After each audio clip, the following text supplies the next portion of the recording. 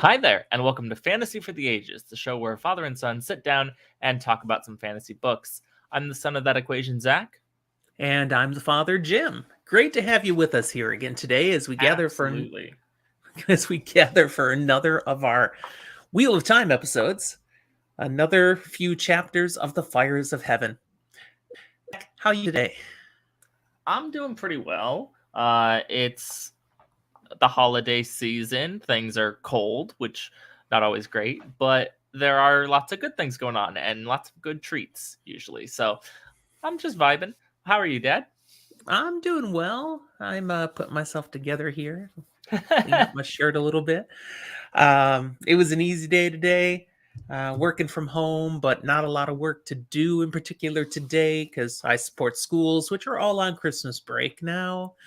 So Sounds nice. just doing my own things, catching up on stuff, and also catching up on a few things around the house and doing some podcast prep work, Mm. and that's always fun. I also put a new short out on YouTube today that kind of exploded. Last I looked, it was at almost 700 views, and Woo! that's fun. I think it might be our highest yet. It's not like we get the thousands, but most importantly, 3 new people subscribed to our YouTube channel because they saw the Woohoo! short. That's Always the love that. win. And if you're one of those people who have joined just today or recently, welcome. We love that you're coming and joining us at Fantasy for the Ages for all the silliness we bring here. Speaking of silliness, we get silly as we drink. What are you drinking, Zach? I am drinking the last of my grapefruit and orange infused bourbon with some Sprite because I discovered that's the way that I am enjoying this one best. The citrus kind of mixes in there that just it works. Okay, What about you? nice. You make a wattail? I crafted a wattail. The recipe is not yet available because I ran out of time to put that together, but I'll tell you what it is. And the picture is already on our Discord channel, so you can already see what it looks like, and we'll get it up on our Instagram channel too. Here's what it looks like for the video. It's pretty. It I looks haven't pretty, but tasted it also a little murky, which has me concerned. yet. Man, it's just the light. There's nothing weird to make it murky. And the taste is good. What's in it? Most importantly, I call it the forked root. Ah, Yes. And what's in it is a shot of vodka, okay. a shot of Cointreau, Okay. and 3/4 shots of orange juice and cranberry juice. That's it. Boom. Shake it in an ice chilled, strain it into your glass. You got a nice, pleasant, somewhat fruity drink. Cointreau is an orange-based liqueur, so, Yeah. then you got the orange juice and the cranberry juice, and then just vodka to make it boozier. Vodka's a But good mixing base. not overly boozy, which is good because we're going to do 2 episodes today. Yeah, I'm actually probably going to get a different drink between then because I have to try out a Christmas present I got early. Some nice new weighted shakers. So I'll have to figure Very out good. something to make in that. Now, we're actually recording this on a weekday evening. Do you work tomorrow? I do. I'm sorry. I have tomorrow off, so I don't care how late we go. Well, I But work tomorrow, but I still don't care how late we go. I do still have to cook dinner when we're done eventually here. Mom figured she was going to be working late. It was her last day before taking some time off for Christmas. But she just texted me saying, everything's done. I'm heading home. I'm like, whoa, way too early. So she knows she'll be twiddling her thumbs and snacking while we're podcasting now. I Very mean, what's good. she going to do now that she doesn't have Watt to read? I know. I've been trying to get her to read The Dragon Riders of Pern, like we are in our book club for Discord. Have you been working through the next book, the one we're currently on? I actually was starting it today because I read something else in these last couple days. Started it yesterday, finished it today. The Green Glass Sea. Not fantasy at all. Totally different thing. Did you appreciate Um, it? Was it a worthwhile read? I enjoyed it. I will say, I listened to the audiobook, and my first impression before I started reading anything in there was I laughed because I looked at it and saw how long it was.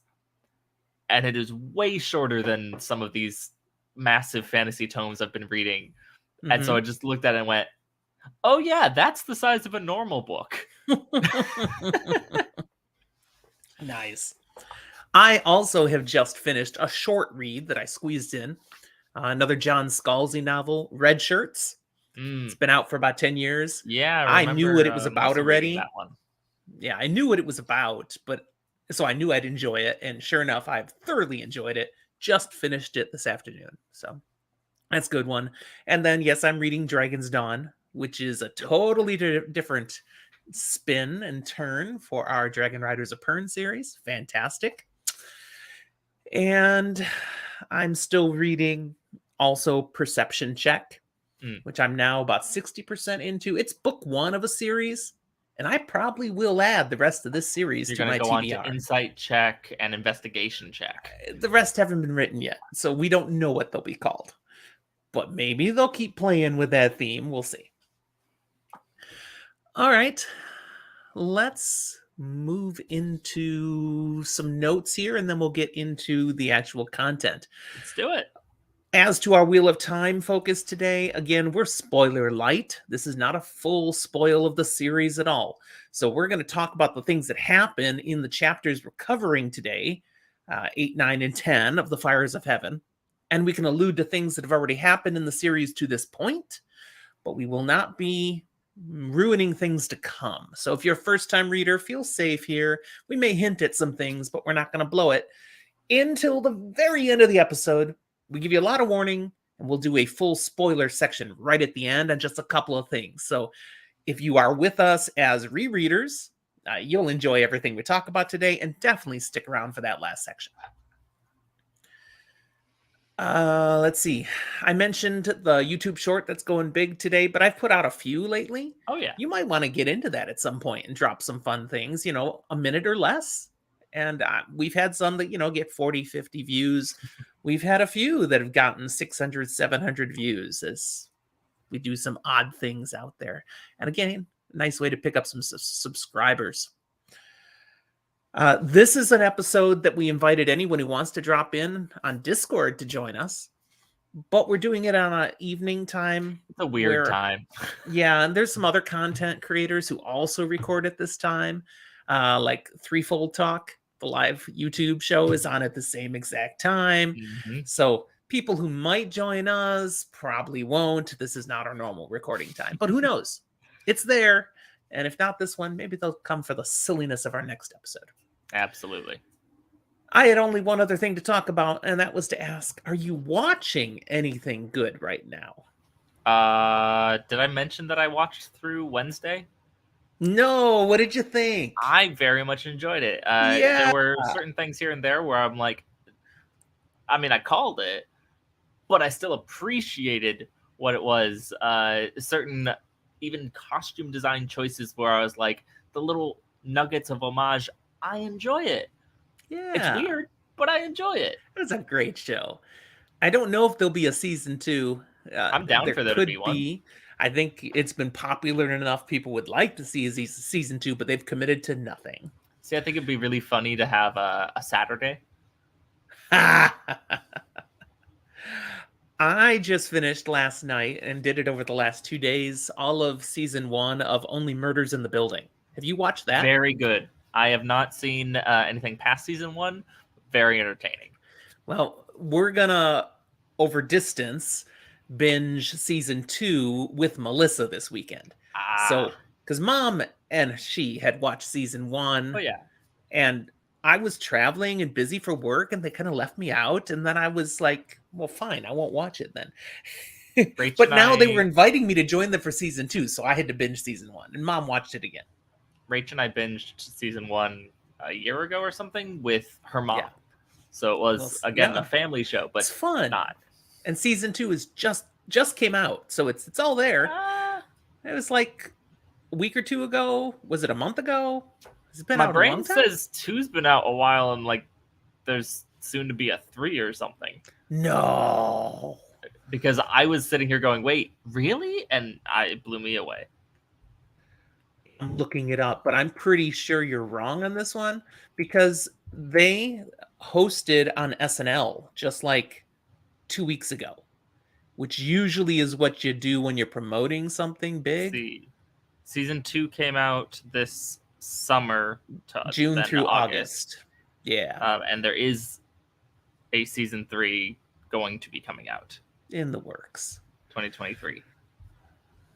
So, anyways, it's still waiting for us to watch. We're going to watch it this weekend. Should be good. All right. That's all I got. Let's move into chapters 8, 9, and 10 of the Fires of Heaven. Let's do it.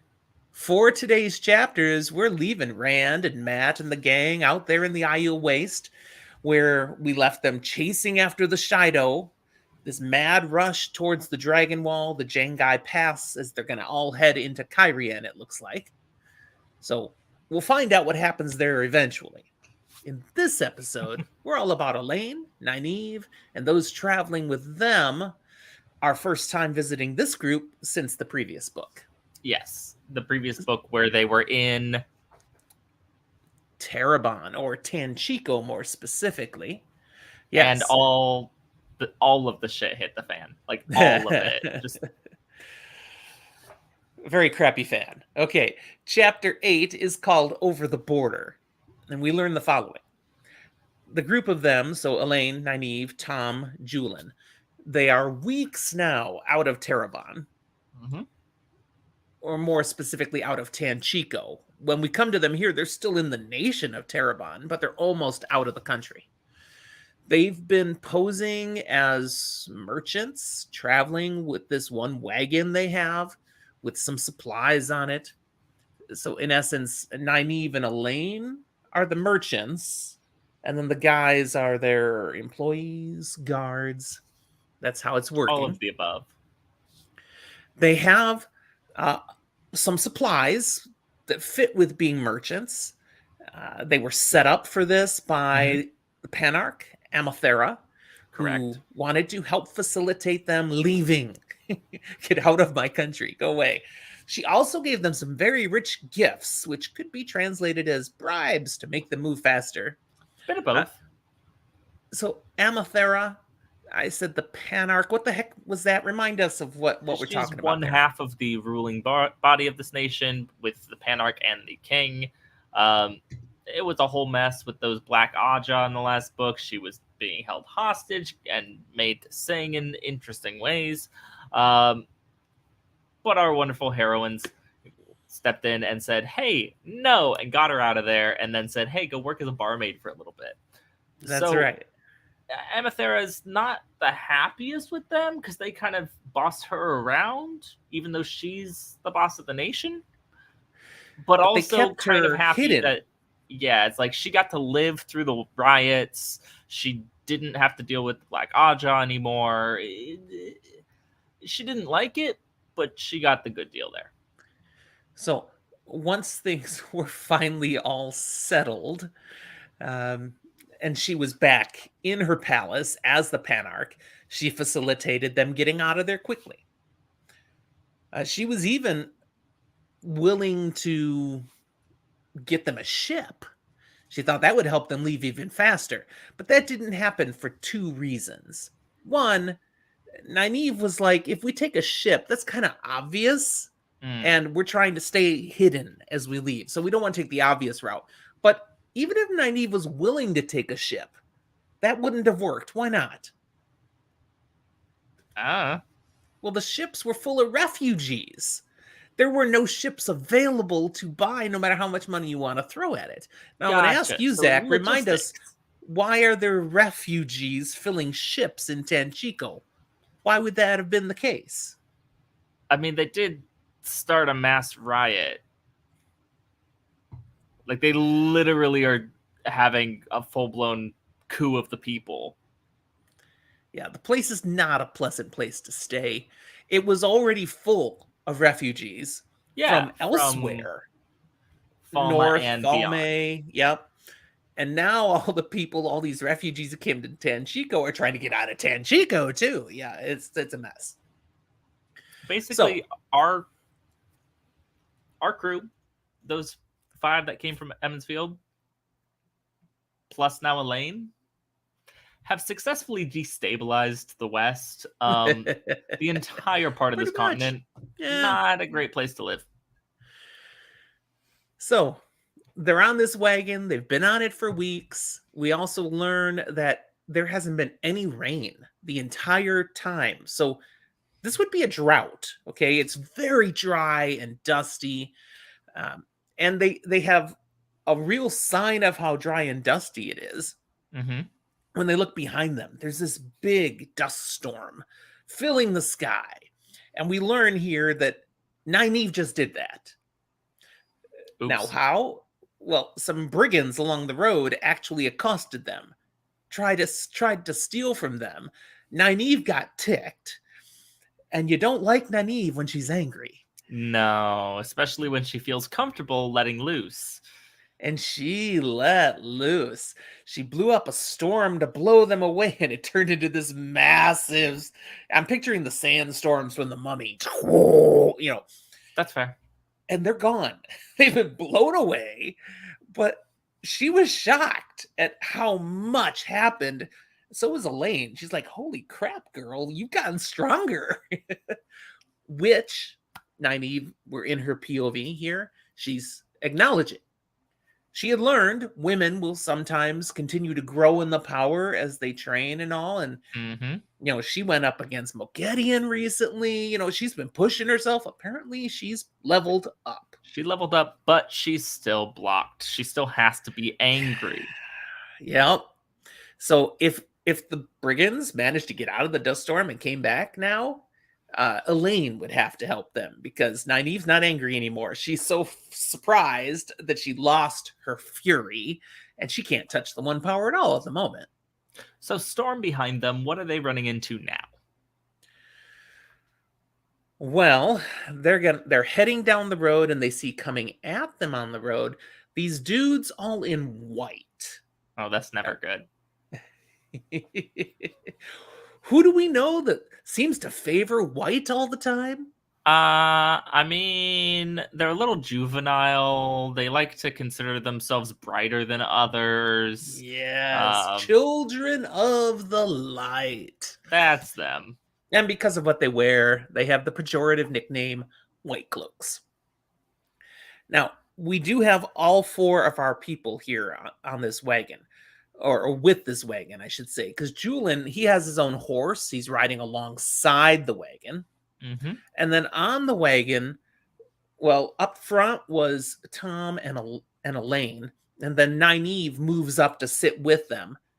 And she actually tried to sit between them was her idea, rather than sit on the edge. But there's no sitting between Tom and Elayne. They're like glue. And Nynaeve's like, this is weird. And we get, again, her POV. Elayne has been really staying close to Tom, doting on Tom, almost like flirting with Tom. And literally, as Nynaeve gets on the bench, she's holding his mustache and tugging and being all cuddly. And it's like, what is going on? We'll talk more about that later. But so we got the 3 of them on the bench, Julian on the horse, as they meet up with the White Cloaks. Mm-hmm. And of course, being White Cloaks, they stop and challenge and question these travelers. Nynaeve takes charge of the conversation. Julian and Tom playing their roles beautifully as like bored guards or employees, just kind of waiting for this to be over. And in the conversation between Nynaeve and the head of this group of White Cloaks, we get some information passed back and forth that teaches us a few things. First of all, when they left Tanchico, King Andric and Panak Amathera were still in power. Okay. But apparently there are rumors that have spread since then that things may have changed. Someone may have overthrown the king, and we don't know what's up with the Panarch. She might be gone too. Maybe she's fine. But apparently there's been more unsettled chaos back there. Also, whatever happened back there, there are rumors that Aes Sedai were involved with it. I mean, not in the way that the Children of the Light here probably think, but They're not wrong. And actually, some of the worst of what the Children of the Light think is right. Yeah. Black Aja were involved, but also Nynaeve and Elayne. So Yeah, but they're not Aes Sedai, so really only bad Aes Sedai were there. there you go. The White Cloaks, they're going the other direction. They're going towards Tarabon, Tanchico. And why? Well, apparently they're bringing food into this nation so that the refugees don't come this way towards Amadecia, the country ahead now of our people. Yeah, they're supplying aid so that they don't have to shelter. Right, right. Why do the White Cloaks care if refugees would want to shelter in Amadecia? Because Amadecia is White Cloak head HQ. It's their home base of operations. It's where they're centered out of. So do they especially rule there. this nation, Amadecia? Not officially. Good answer. Elayne almost blows the subterfuge, though. When she questions the children, she just pops up with her own question, and it sounds very authoritative. A little, riding her high horse of nobility here. She asks, well, are the children trying to move the Amadician border? Annexing parts of Tarabon? Taking advantage of the turmoil? Now, why does that question cause suspicion? I mean, it's a fair question if you're the daughter heir of Andor. If you're a merchant who honestly doesn't care where the border is, you just care about how high the tariffs are when you cross it, then you're not going to ask, and you're definitely not going to talk down to the White Cloaks when you're asking. Exactly. Yeah. Nynaeve resolves this by apologizing for Elayne, her, I think it's her niece, she claims she is, her sister's daughter, saying she's always thought too highly of herself, and she's just terrible about chasing after boys. Please, please pay no mind. And Elayne, indignant gasp, which is kind of perfect for how Nynaeve just described her. Yeah, in truth, Nynaeve played her here. The White Cloaks are satisfied and they move along. And when there's enough distance between the two groups who are now moving opposite directions, Nynaeve and Elayne kind of go at it. Nynaeve irritated at Elayne's brainlessness to ask a question like that. And Elayne frustrated at Nynaeve being a doormat. Show some backbone. Just because we have to be in disguise doesn't mean you need to lick their boots. And eventually Tom stops them. He has to yell over them. Right? Because he's like, okay, yeah, they're out of normal earshot, but you keep yelling and they're not. And they're going to come right back. And the girls both turn back to make sure they're not following, and then both sheepishly look at each other and oh, that's fine. But then Elayne, she sucks right up back to Tom again. Oh, you're right. I'm so sorry. I shouldn't have been like that. Now, not Nynaeve, but she does stew in silence a bit. And just sits and also continues to be irritated at Elayne. They journey on, and they actually reach a marker that shows the border between Tarabon and Amadecia, and they cross it. And if they look carefully, they can see about 20 paces ahead the spot in the ground where the marker used to be, because it's slowly getting... No, I'm kidding. I'm like, what book did you read? But that would have been in character. Okay. They go a little further into Amadecia, and they come upon the town of Mardison. Nynaeve directs them towards the town. We're gonna need to buy some supplies, but just in and out, man. We got to keep moving. And the three of the rest of them collectively groan. We are plumb worn out. Tom's like, you have had us going from first light to last light for a month. Let's take some time here. Maybe you rent a room in an inn or something, get a decent meal, a nice bed. Julian and Elayne are like, let's do that. And Nynaeve's like, no, No. First of all, we are like traveling peddlers. We can't afford inns like in a town like this. So, no, we're going to camp out here. But as she's saying this, she's hearing in her own brain going, I'm kind of giving in though, aren't I? We're going to camp here. I guess we are going to stay a little Yeah. bit. Now So, I have a little bit of just a little bit of issue here with Nynaeve's line of thinking and her logic.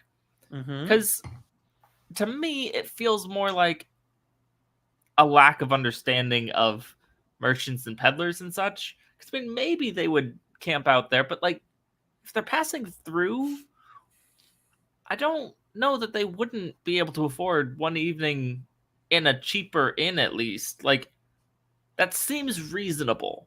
And we're in Nynaeve's point of view, so we actually get to see that she even questions her own logic. She Yeah. says it, but she's like, but I don't know if that'd actually be true. I mean, her experience is Pat and Fane coming to the Two Rivers and staying in the inn.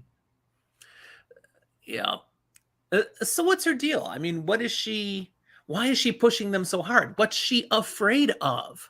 There might be a spider that she's afraid of. She Could doesn't do very be. well with arachnids, Yeah, especially the especially human ones named variety. Mogideon. Yeah. And of course, the Black Aja are out there somewhere. So, there's reason to want to keep moving.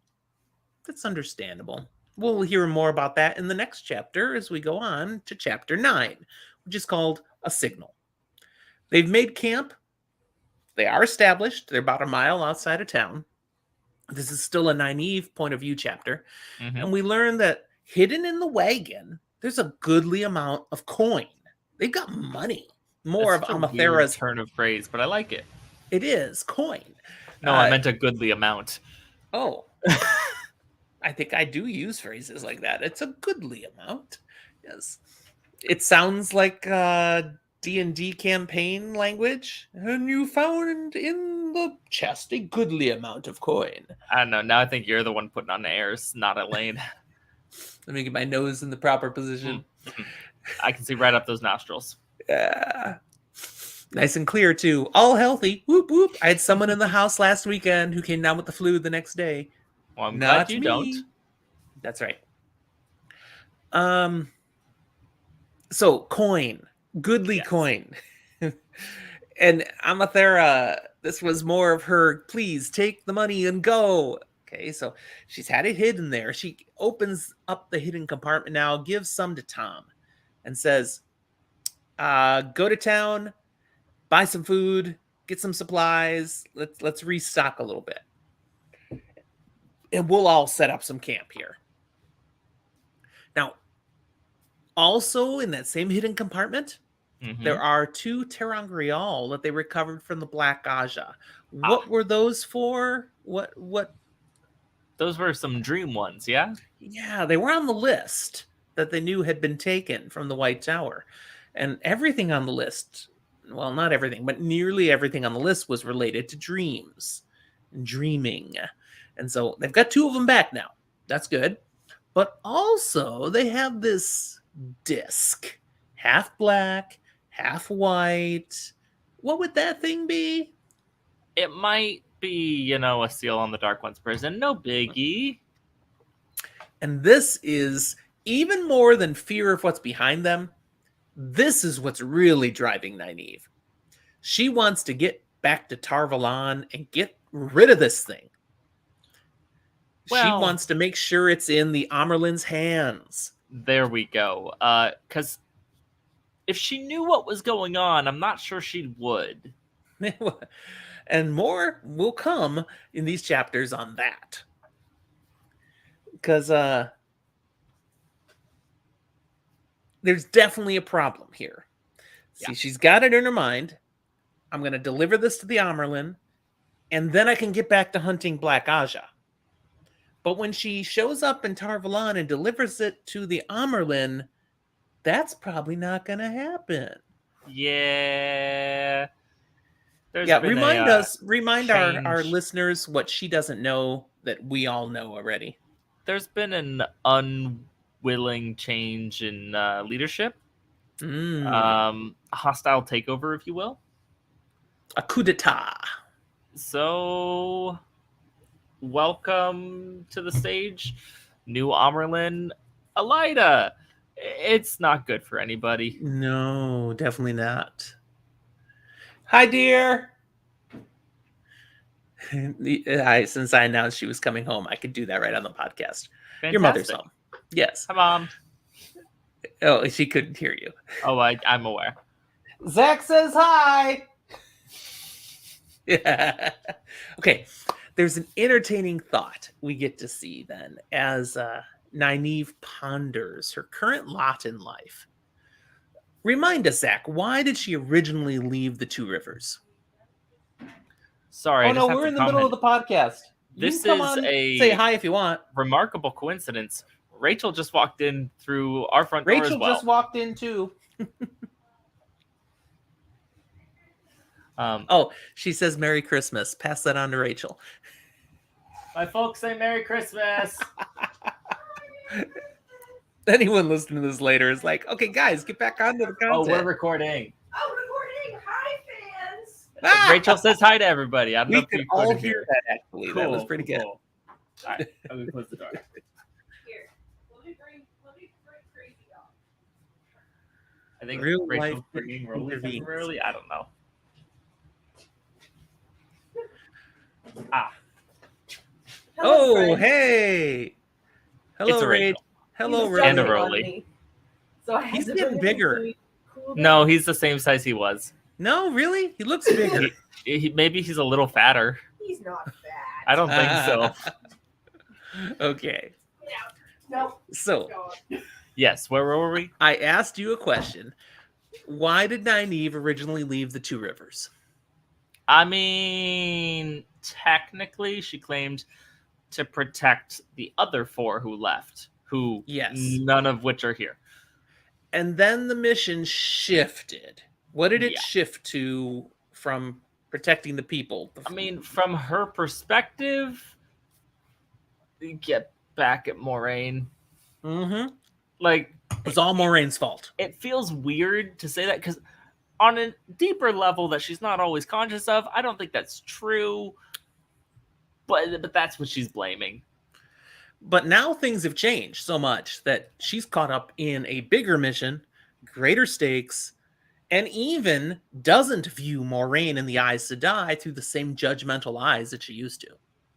In fact, she has a thought go through her head that she can almost not believe.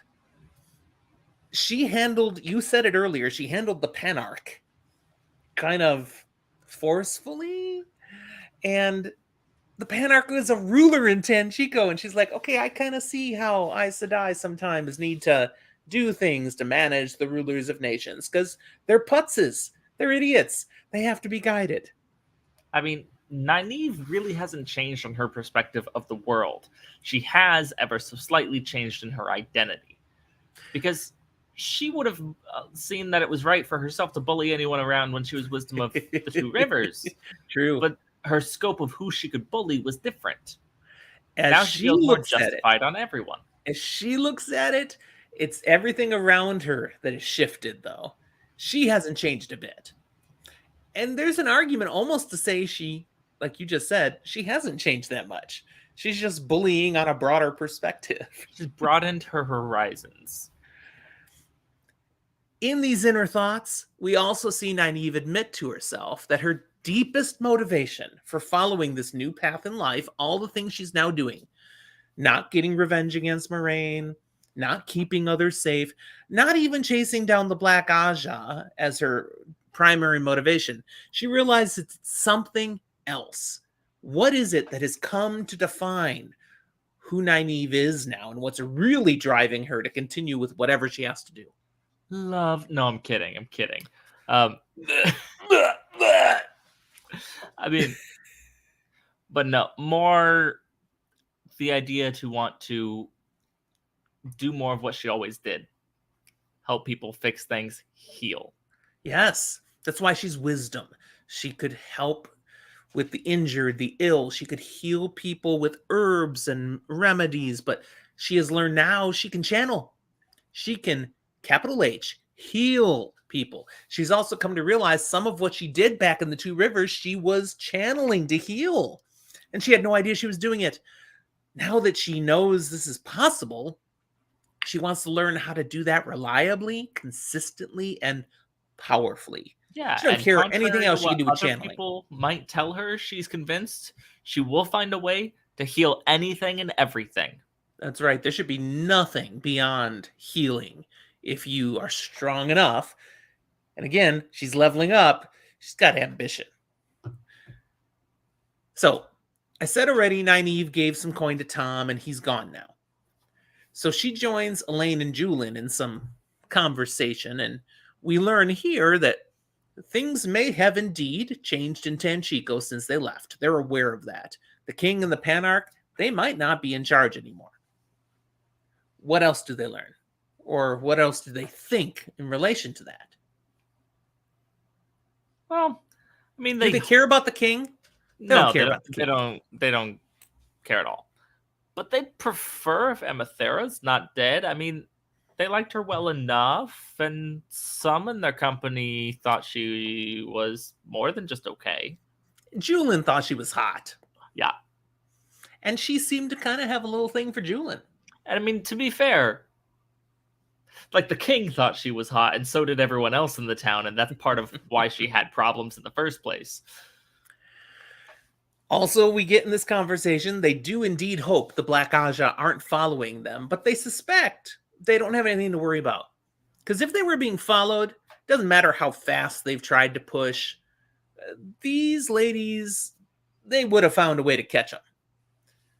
So, the fact that they haven't been caught means it's possible they never figured out who they really were. What does that mean, Zach? How would they not know Elayne and Nynaeve were there?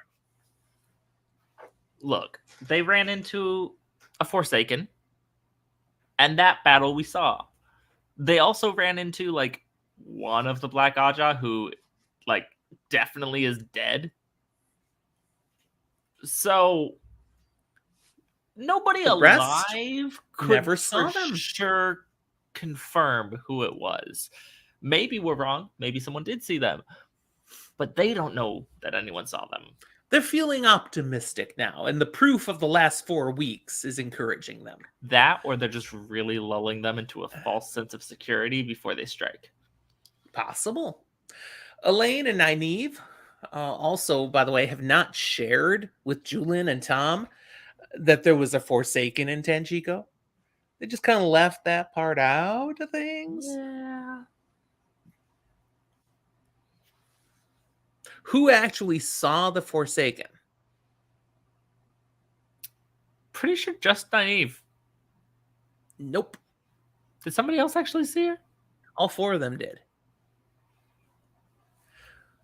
Earlier. Yeah. Remember, they were sitting around the table in the inn, and she walked in and she did her thing to them.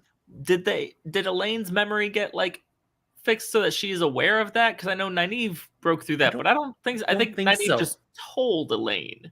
Correct. So Elayne doesn't have any memory of this either. That's right. The other 3 don't remember. The only one who counts as seeing her, because they had contact, yes. The only one who can recall seeing, could identify this person, is Nynaeve. Screw that. She remembers kicking her butt. Yeah. And then her getting Losing away her. anyway. Yeah. Elayne and Nynaeve, then, they're aware there's a Forsaken, there's a close encounter. They also make some veiled comments here in the conversation about dreams, stuff that goes right over Julian's head, but they understand what they're saying to each other. They've both been visiting Teleron Riyadh during these travels, and when either one has been there, they have had a feeling of being watched, which of course has them worried Moghedien may be after them, maybe stalking them, maybe watching what they're doing through the dream world. But then again, they may just be being paranoid. They acknowledge this. They may be being paranoid because if Moghedien was actually watching them, she probably would have, like, trapped them or turned them, brought 13 Myrddraal and converted them or something. So, Then again, We do know that she will watch and watch and watch until she's absolutely certain of the move she's going to make.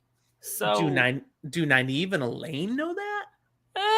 not as well as we've vaguely been told in some other parts of our story. Yes. Okay. So Tom, he comes back. He's got some news, of course, because he's been in town and he listens. The news he shares is that, this town, it's not doing so well. It looks like a nice, prosperous town from a mile away, but when you get close, their resources are pretty low.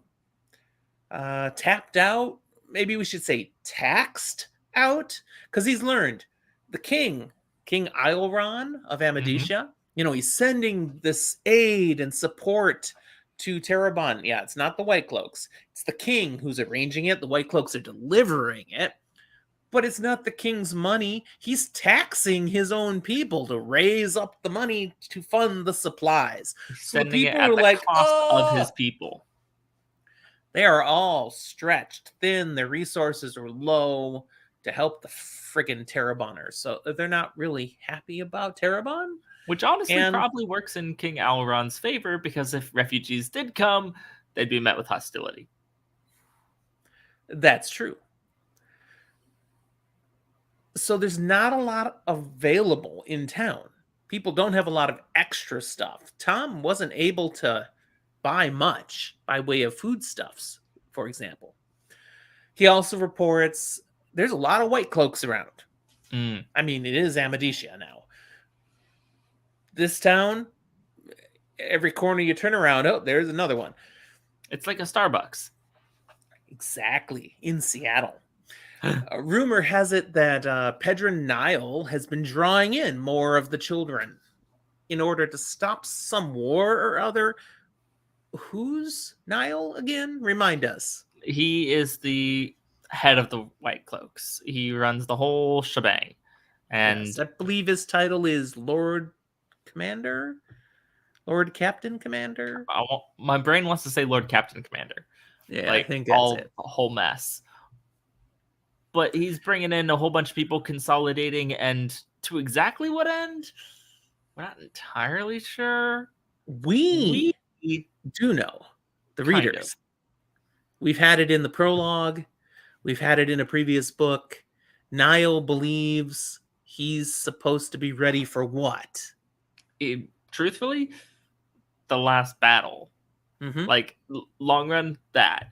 No, Yep. getting there, whatever is going on with this whole dragon stuff, this Randolph Thor, all these different pieces and things, he's playing chess, or at least trying to.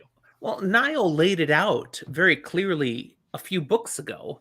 His belief that the children needed to assert power and draw all the nations underneath their authority so that he, Niall, could be ready then to lead a united force against the Dark One at the last battle. That's the concept he has in mind. It's really not that different than Moraine and Swan's plan. It's not, in a twisted sort of way. It's just very different. Yes. At this point, Nynaeve gets Elayne to go off on a walk. Says, you guys just stay here, take care of stuff, unpack, whatever. We're going to go for a stroll. And the two of them, as they're walking along, they have a conversation. Nynaeve uses this alone time to address Elaine's flirting with Tom. And Elayne gets very awkward and embarrassed about all this. In this conversation, a few things come out. Why is she behaving so oddly? Well, part of it is a reaction to her worries about Rand. What is she worried about in regards to Rand? Most notably, that he's going to run off with some Aiel woman. Yeah. Apparently, Min had some viewing like that and had joked about it multiple times with Elayne, but Elayne is kind of dug down in the memories and like, I'm not sure she was kidding. Yeah. Elayne also didn't necessarily get exactly what Min was actually joking about. But we'll save that for another day. Elayne is also frustrated that she didn't make her feelings truly clear to Rand. I don't know. She made it pretty clear in 2 different directions. Yeah, I'm like, duh, you gave him 2 freaking letters that were completely polar opposite. You idiot. So of course you're worried. But since she's worried about this and she thinks he may be being what guys are like and, flirting and having relationships with whoever, she might as well balance the scale. So, hey, Tom's here. So this part ticks me off.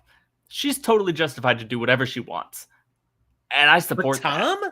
No, that's not what it takes me off either. Okay. Because she's totally fine to do whatever she wants. I support it. Fantastic. Justifying it by saying, well, he's probably off doing this. It's like, 1, no, you don't know that. 2, it doesn't really impact what you do or don't choose to do. You're using him as a rationale to explain your actions. Just live your life. You're fine. Have fun.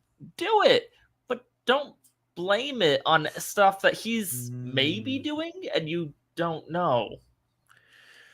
Now, part of what she's doing with Tom, she acknowledges, is coming from the fact that she just feels close to him.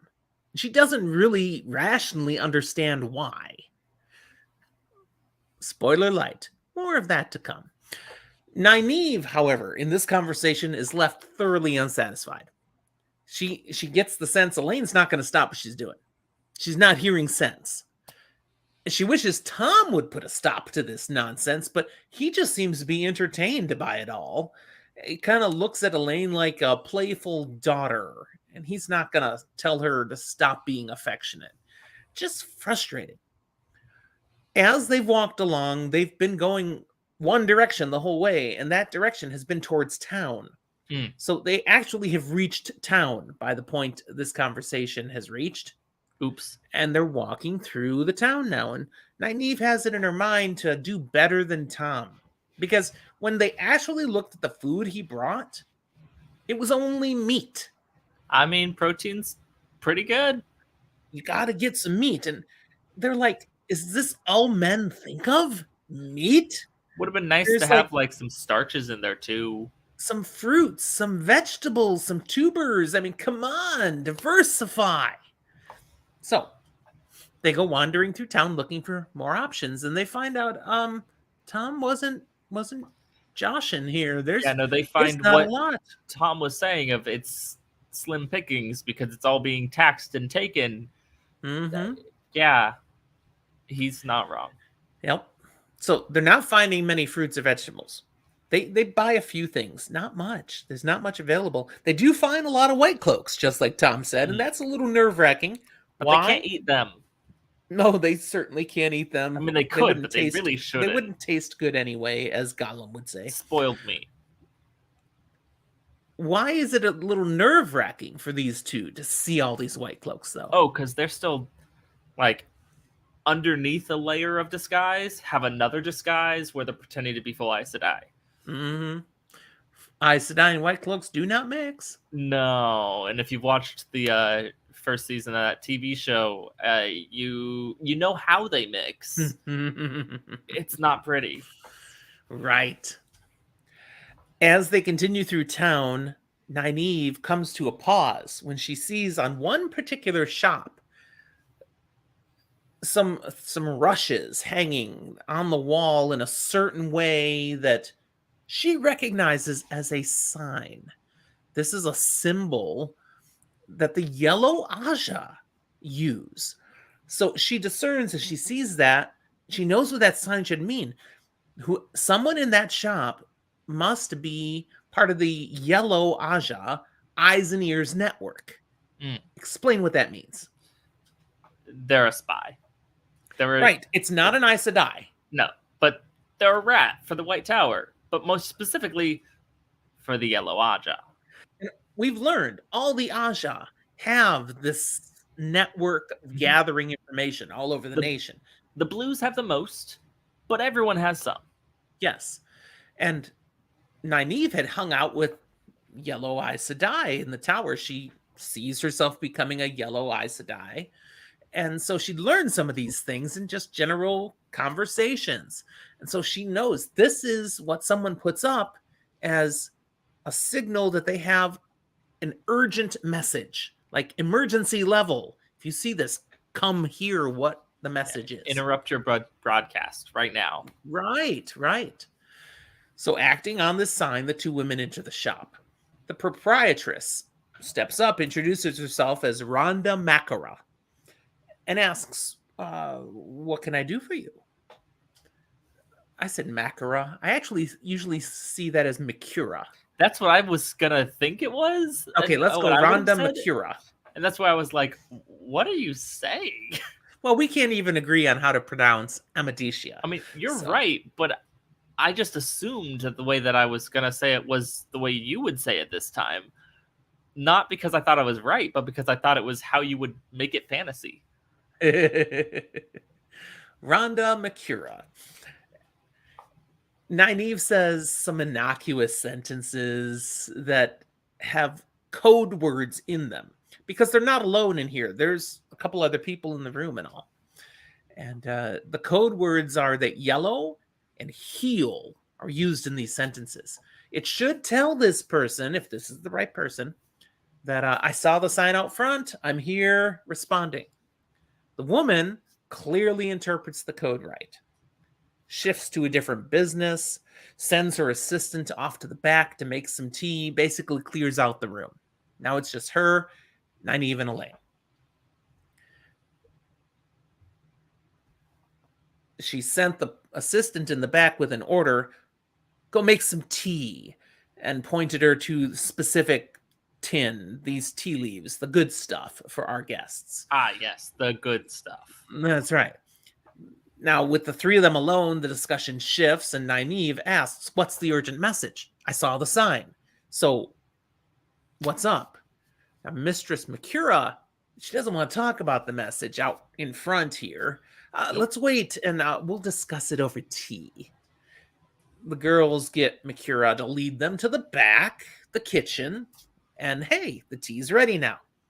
So, they settle in around the table. She fills their cups. And again, my best tea. Enjoy, drink up. Settling in around the table, Nynaeve can see Rhonda is like nervous. So nervous she's not even drinking the tea. So Nynaeve and Elayne kind of, subconsciously try to put her at ease by, good tea, thank you so much, and bring some normalcy to the circumstance. Because that's definitely the right move here. Mm-hmm. Yeah, totally. Nynaeve even says, oh, and a nice minty taste. Oh, really nice tea. Yeah, that's where it all starts to go wrong. Where's your drink, Dad? My drink is Empty. gone. It's empty. Cool. It's very sad. Well, on the bright side, you're not going to have happen to you what is about to happen. No. So Makura shares the message. Okay, here's the message. The White Tower must be whole and strong, so all sisters are welcome to return now. Please come back. Now, that doesn't make any sense. What? That makes no sense. What do you Why mean is that so urgent? Whole and strong. It is? Question mark? Right? And Nynaeve looks over at Elayne like, what the heck? And notices Elayne, the heat must be getting to her. She's like drooping in her seat and just staring at her hands, kind of getting non-responsive. Poor girl. And then Nynaeve, she yawns and realizes, I'm getting really tired. She questions Makura for more details, but Makura doesn't answer. She just stares at her. And Elayne then slumps down unconscious on the table. Mm-hmm. And Nynaeve realizes, oh, crap, we've been drugged, and passes out. End of chapter. Well, that's not great. No, Luckily that's for not our great at all. listeners, that's not where we're stopping today. That would have been a sucky cliffhanger. I would have enjoyed it. It would have been real fun. It's not even been an hour yet. We can talk more. So our last chapter is chapter 10. Figs and Mice. I love this name. We'll get to that.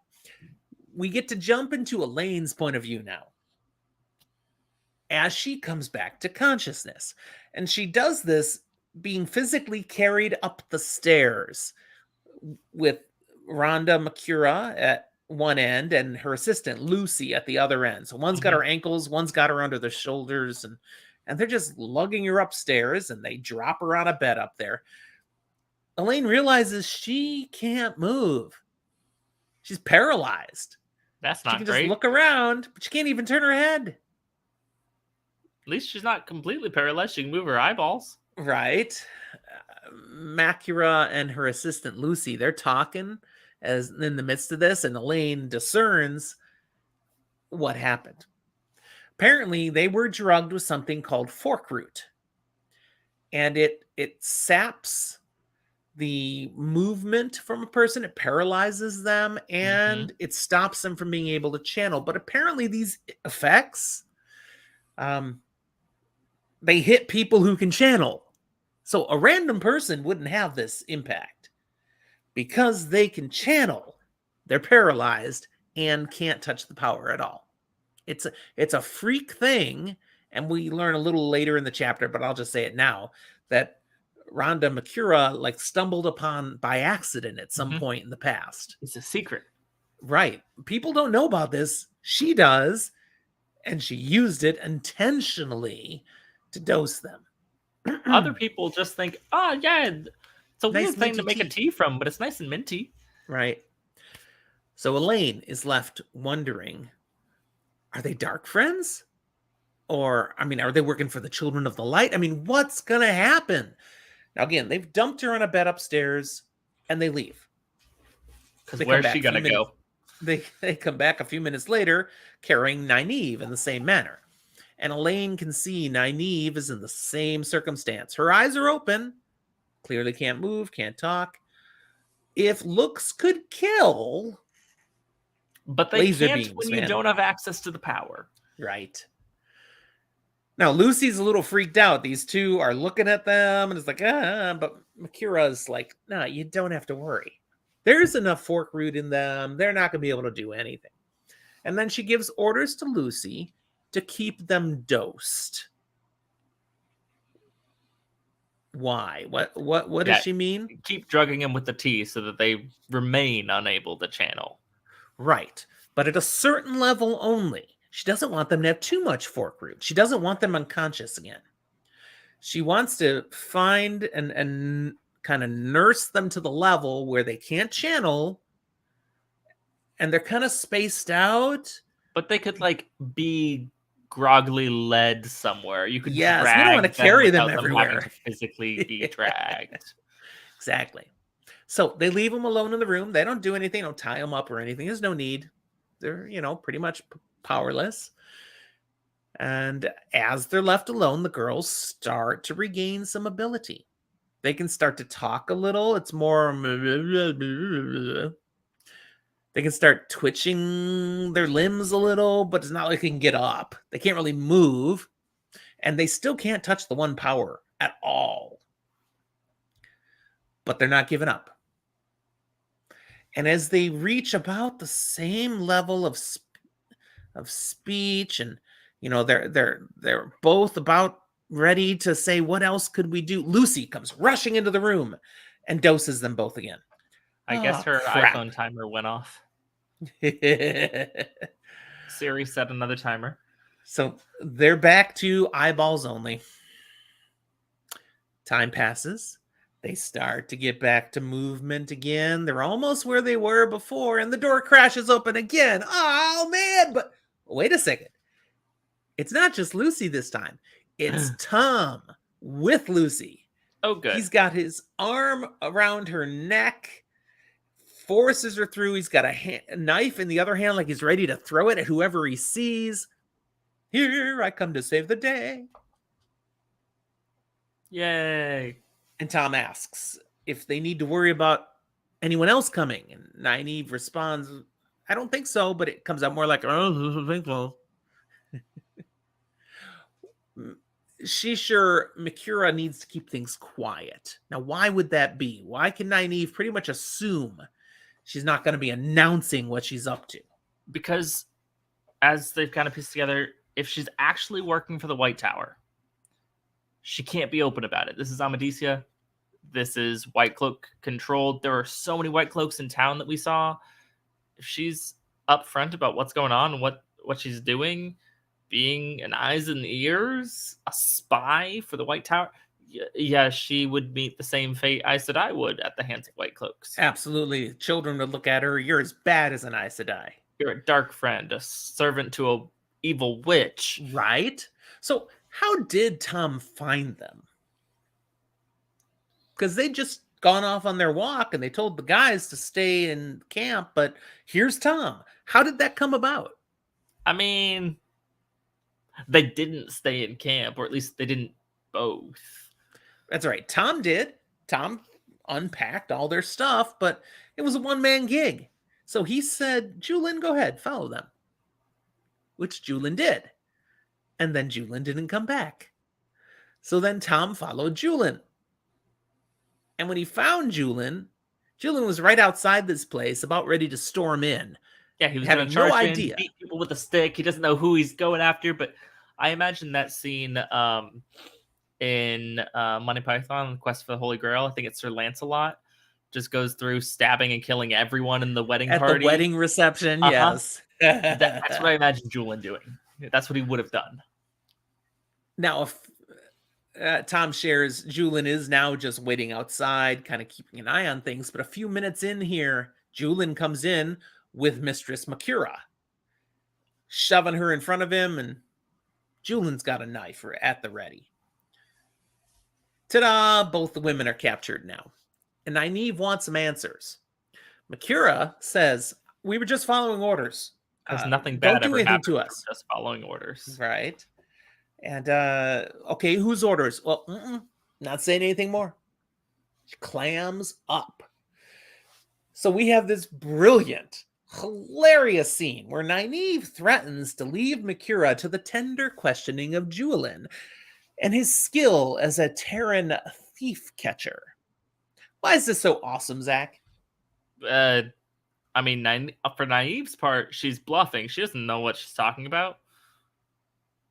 But Julian catches on to the bluff like this. Yeah.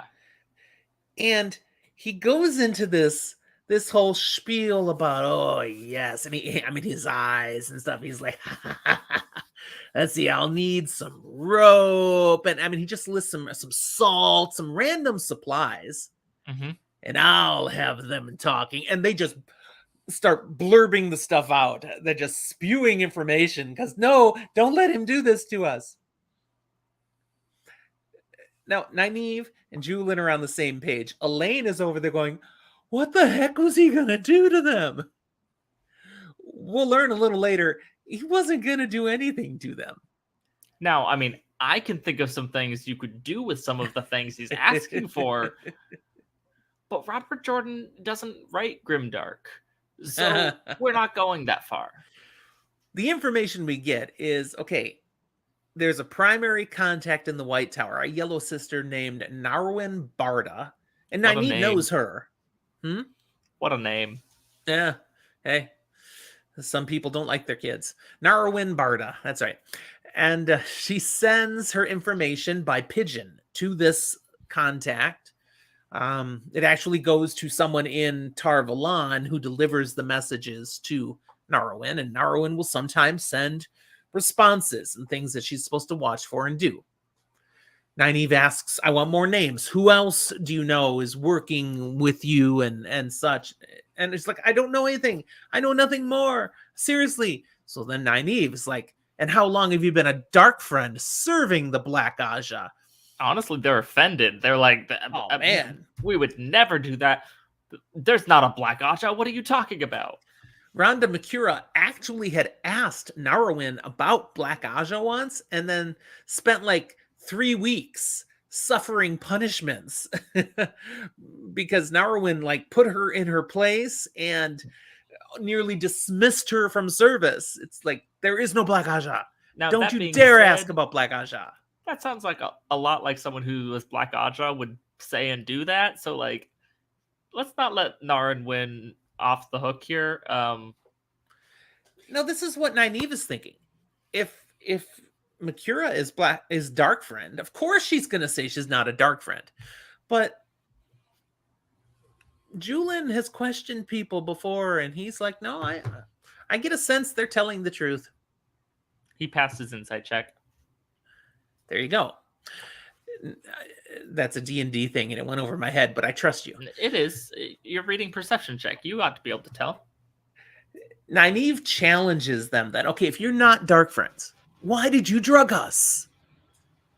What do we learn here, Zach? Why did they drug them? It's all Elida's fault. Kind of. We don't get that name yet. No, but it is. The Amerlin has said that if anyone matching Elayne's description were to be found, it's a runaway accepted. They might be posing as eyes to die. They might just be hiding. They might whatever. But whatever the matter is, detain them by pretty much any means necessary and anyone they're with. It goes even next level, saying she might use the name Elayne and might even claim to be of royal nobility. Which would be 100% true. So this order hasn't lied. She also wouldn't just claim it. She would be it. But like, by saying it that way, yeah, it really looks bad. Mikura was shocked at the importance placed on this order. She was even to blow her cover as part of the Yellow's network if it allowed her to capture this Elayne. Honestly, horrible strategic move on Elida's part, but she's got her reasons. And Mikura was also kind of puzzled on how exactly did they expect her, if she saw these people, to detain, to capture them? I mean, they can channel. And she's like, I don't think they know I know fork root tea. This is part of where we get the reinforcement that this is not a commonly known thing. And it's some wild serendipity that apparently these two wandered into the one shop of the one eyes and ears who does know the secret of fork root tea. By the way, ding, ding, ding, word of the episode, serendipity. Well done, sir. It's so much better than when you say, oh, shit. I mean, you said it this time. Also, it's well, but sure. Again, there's no reason given for this order to take Elayne by any means necessary. The Amerlin said you could do anything you have to do short of killing her, but stop this woman. I mean, you can kill her a little bit, but just like make sure to bring her back. Yeah, like on the TV series. Okay, let's not talk about that one. So what was the plan? Now that they were captured, they say, what were you going to do with us? Well, they were going to send off a pigeon, a nice message to let them know. And then we're going to send them by wagon with a random guy with instruction. I mean, a rando? Not just a random guy, but basically a random guy with instructions saying, these people are sick. They need this medicine at these times. Take them to Tar Valon for the healing that they'll get there. It's very necessary. And don't let them miss their medication or they could die. And the medication is actually fork root tea. And he would have no idea. He would think he's being the hero. He's a pawn. He doesn't know. Now, this all started because Nynaeve had seen that yellow Aja sign on the outside of the building saying there's an important message. Mm-hmm. So she circles back now. What was the real message? And Mikura says, no, I actually told you the real message. I didn't see any harm in telling you. It's all sisters are urged to return to the White Tower. It must be strong and whole. And again, that makes no sense. Mm-hmm. So Nynaeve orders the women be tied up and gagged, and they all go downstairs. Tom and Julian still have to give considerable help to Elayne and Nynaeve to get down the stairs. Once down there, Elayne asks about, Julian, what were you actually gonna do with the rope and the salt and the... This is where he fully explains, absolutely nothing. It's just how you speak it and imply what might happen, and their own imagination does far worse in anything of what they might think might happen than I would have actually threatened. Yeah, Julian understands rule 1 of torture that any media, TV show, whatever will teach you about torture, because I can't say I know this from experience, but that's the moment you start actually torturing, you've lost. You're not getting the information you want. You might get information, but you've lost. This is where he gets back to the title of the chapter too. He says, I saw one time this guy, he was to be questioned, and the thief catcher, he requested some figs and some mice. And just the fear of what was going to be done with that, this guy was babbling everything. See, what would you do with figs and mice? I have no idea, but this guy, he was terrified. My personal brain always went to mice, rats, something like that. Give them a bucket and light the top on fire. See, that's Game of Thrones, man. That's grimdark right there. Exactly. Robert Jordan didn't go that far. Julian does say, though, you have to be careful. It's a delicate process, because if you make it sound too threatening, they will say anything to avoid the torture. And you don't want them to be so scared that they're lying through their teeth. Yeah, if they make things up, it doesn't help you. But again, he believes what they've heard is reliable. Once they're down there, then Nynaeve starts looking around through the things here in the kitchen, and as she's browsing through stuff, she actually does say something that leaves them flabbergasted. Mm-hmm. Tom and Julian in particular, but Elayne is somewhat shocked too. What does she say? I mean, she says that she's beginning to understand why Aes Sedai often have warders, which is like the closest that she's going to come to saying, "Thank you, you saved our lives." Oh, no. But she actually does say thank you, and then says the bit about the warders. She uses the words. Wow. Yeah. Now, personally, I thought she just understood why they kept warders because, she had the hots for land. Different story. Now, Nynaeve's investigation of the kitchen at the same time convinces her that Makura, besides whatever this shop is, she's actually like a wisdom here. She's the one who clearly knows herbs, probably helps people who are ill, and this is true. We've learned this already in different understandings. Tom points out, yeah, she's kind of like a wisdom, but in Amadisha, you don't advertise you're a wisdom. That's easily misunderstood by the White Cloaks. It's the same reason you wouldn't publicize being an agent of the White Tower, but in a slightly different context. It's just anything like modern medicine is apparently slightly too close to witchcraft. Right. Nynaeve's like, so what really happens here?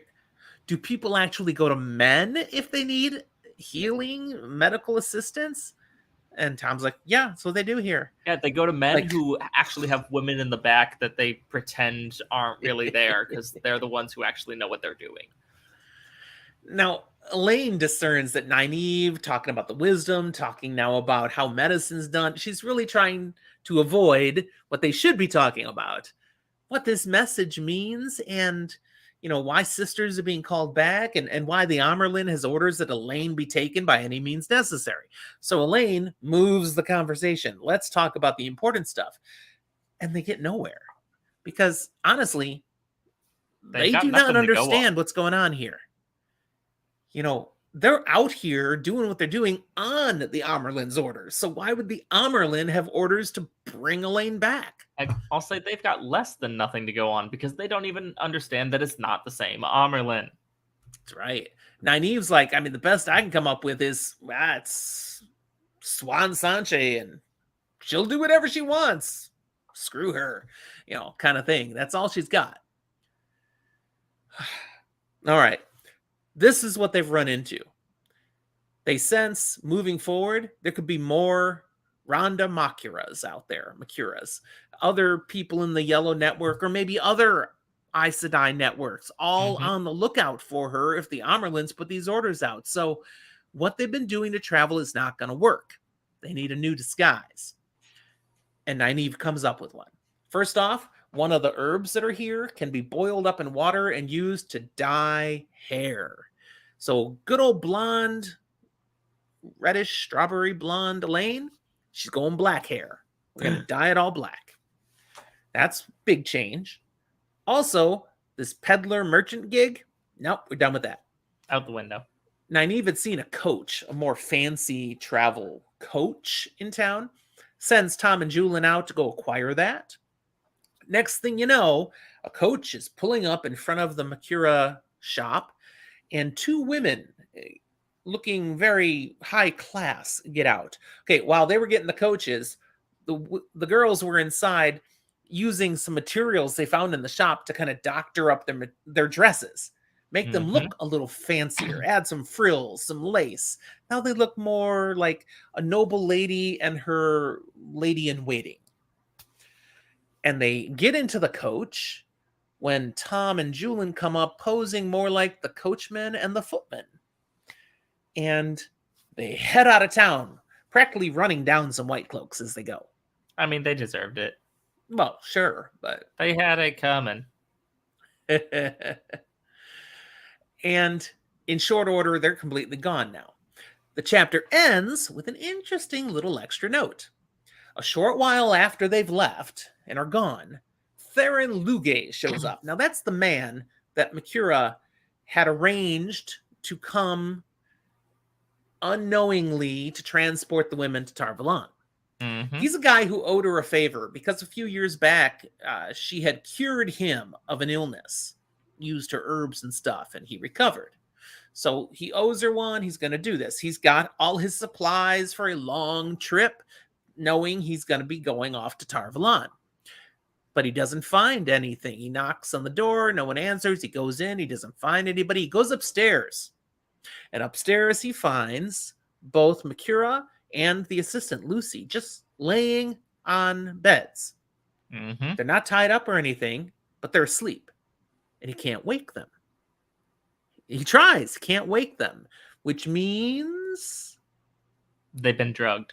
Oh, yeah, they got drugged. And she goes... Okay, he goes, well, they won't wake up. I guess... change of plans, but I'm ready for a trip. And he's thinking about his wife and his mother-in-law, who apparently are not very pleasant people. So he's like, okay, I'm ready for this trip, but I don't have people to transport. I'll go visit someone else. And he leaves town. He just leaves. He ditches them. So they're there all this time until they finally wake up. And here we get word that I said something wrong before. Because they were drugged by fork root tea. So it does knock anybody out. The channeling part only happens if you're a channeler, but they've got that minty taste in their mouth. They were knocked out with fork root. Once they're alert enough, Rhonda goes over to Avi Shendar's house in town. That's where the pigeons are kept. And she writes a message and attaches it to a pigeon and sends it off to Tar Valon. Then she writes the same message again, attaches it to a second pigeon, and sends it off the opposite direction. Thinking to herself, I promised that whatever I sent to Tar Valon, I would also send to the others. Interesting. We don't know what that's about yet, do we? I mean, you and I do. We definitely do. I don't think we have anywhere near enough at this point. No. This is like our first hint of that. So spoiler light, remember this moment. We can't tell you why, you need to know. But even better, she leaves and Avi comes in. He'd just been hoeing his garden in the back. He comes in now. He lifts up the parchment that was underneath, like as a placemat where she wrote the messages, and he holds it up to the light and he can see the indents from the message she wrote. Spy thing of just like... That's exactly. He copies the message and attaches it to a pigeon and sends it yet a third direction. Spies within spies. And that's it. That's the end of our chapter. End of our episode. Except that we're going to be moving into... the spoiler room. So at this point, if you're a first-time reader, shoo, go away. We don't want to spoil something, but we are going to spoil something. Let's see. I need a die. Where's my die? Using this little big boy here. I'm using my smaller one here. You've got a chance. And I rolled a 9. You don't have a chance. I get to go first with an 11. Dang it! I haven't hit double digits in quite a while. So I'm gonna go for some just kind of broader things here. We talked a little bit about Nynaeve's motivations, why she's still in this, why she's still on the Aes Sedai track, as she wants to heal, that she wants to heal any and everything. And I'm just gonna kind of go through. She's going to either directly or be a part of healing some ridiculous things, including stilling / gentling, including madness eventually. But before that, helping Rand heal the male half of the one power. Clean off the taint. So Yes. I think it's fair to say Nynaeve, She might be right. she dreamt big and she succeeded. All right, very good. My full spoil is kind of a double. I'm the first one's really low-hanging fruit. The second pigeon, it's going to Saladar. All right, so the Okay. yellow, there's more than one who knows about the yellow eyes and ears. So there's the ones in Tar Valon running it, but there's also the yellow that are in Saladar, which is Our the yellows camp versus Saladar yellows. of the ones that left Tar Valon who aren't supporting Elida. So she's sending messages both ways because she's willing to play both sides. She's like, I'm still sending the messages to Yellow Aes Sedai. That's my job. I'm not going to decide which ones get it and which don't. I don't get involved in tower politics. I just give the information. And she gets paid for this, you realize. She's paid. She's getting paid by both sides for doing Absolutely. this. So, of course. But the other one is, okay, where's that third pigeon go? Yeah, do you have a confirmed? Because there's two options to me. I don't. So I'm partly speculating myself here. I don't know if it's confirmed somewhere. I do not remember. But I suspect Cadsuane. Keeping the pulse of Interesting. what's happening out in the chaos of the world. I think Cadsuane is the one who's getting the more That was information. neither of my two options. What do you go with? My two options. One's the obvious, he's in some way a dark friend reporting to someone. I don't think that's the case, but it's definitely an option, and it would make sense. Okay. The second, and I think more likely, this is one of Pedro Niles' eyes and ears, sending copies of any and every message that he That's receives, that he gives, back to, because we're in Amadisia, back to Pedro Nile, head of the White But we Cloaks. never see anything happen from that. Not from And if it that, was to but we Pedro do- Nile, I would have thought we'd see an impact. But we do know that he does have his own eyes and ears. He gets this network of things. I wouldn't be too surprised. See, I like the Cadsuane one just because we won't meet her for a little while No. still, but we know she was paying attention to what was happening in the Yeah, world. But we also So don't really get any, like, in the same way we don't get any White Cloak impact, we don't get any Cadsuane impact from this specific message either. We other don't than when have she shows confirmation of up, this. she's fully up to speed. She's not like, now I got to learn everything that's been happening. No, she's known what's been happening. So. Yeah. So maybe Maybe. not. We'll You're have the to one who research read that Origins of the Wheel of Time book. It What did wasn't in say? there. It wasn't in there. But maybe I need to go back and look in the companion Maybe. because that big encyclopedia, it may say something about Avi Shendar. I'll have to look. Okay. Or we'll just have to go talk to Dr. Livingston at some point, see if he can shed some light, if he's allowed to. Yeah, I don't think so. His focus is something different. The companion is the better shot for it. All right. That's where we'll leave them. I'm going to run the outro here. Great episode. And we actually didn't take too long today. No, we made it. I've got time to go actually figure out what drink I'm making for our next episode. There you go. It's going to be a fun You know, one. We're already a fifth of the way through this book. Really? We're Fifth making of the some way good through the headway. fifth book? Fifth way through the fifth book. Awesome. Wild. Yep. At this point, it won't take us a full year to do this one.